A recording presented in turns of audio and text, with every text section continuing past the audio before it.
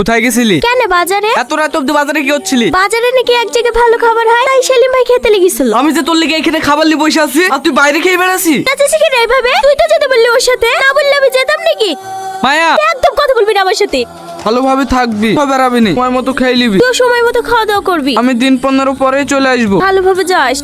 আসো আসো ভাবি। দাও তোমার খাবার। এই বললো কেমন হয়েছে? এত সুন্দরী মেয়ের হাতের রান্না কোনোদিন খারাপ হতে পারে? থাক থাক, অত মিথ্যে প্রশংসা করতে হবে না। তোমার জন্য একটা জিনিস এনেছি। এটা তো সোনা। হ্যাঁ, তোমার জন্য পছন্দ করে এনেছি। কিন্তু এটা তো অনেক দামি। তোমার থেকে বেশি না।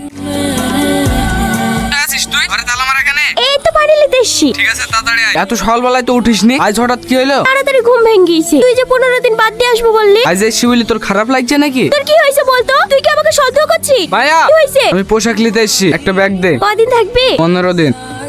আমার আর ভালো লাগছে না, চলো না আমরা বিয়ে করে ফেলি। আমরা কালকে এখান থেকে পালিয়ে যাব আর আমাদের নতুন সংসার শুরু করব। আমি অনেক স্বপ্ন দেখি জানো, আমাদের একটা বড় বাড়ি হবে, সুখে সংসার হবে। কেউ ভাবি আমি তোমাকে রানী বানিয়ে রাখবো। কথা দাও এই হাত কখনো ছাড়বা না। কথা দিলাম।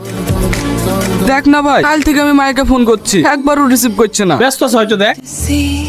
এত ফোন আসছে, ফোনটা ফেলে দিতে পারছো না? ফেলে দেবো? হ্যাঁ ফেলে দাও, আমি তোমাকে একটা ভালো ফোন কিনে দেবো।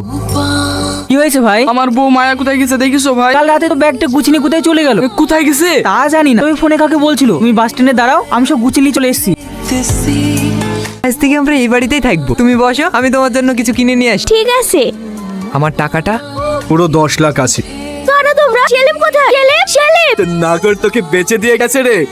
না, এ হতে পারে না। রোহন, রোহন, আমাকে বাঁচাও রোহন। कर जाऊं जी।